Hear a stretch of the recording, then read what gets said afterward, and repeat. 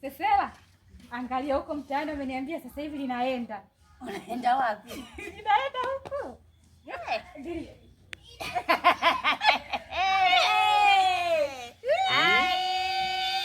Tokea hapa bwana wewe. Wewe mpumbavu nini wewe? Nikazuzu. Mbona una wivu wewe? Wivu gani? Kilo kiguu kashoka hapa pikipiki. Mpuzi nini wewe?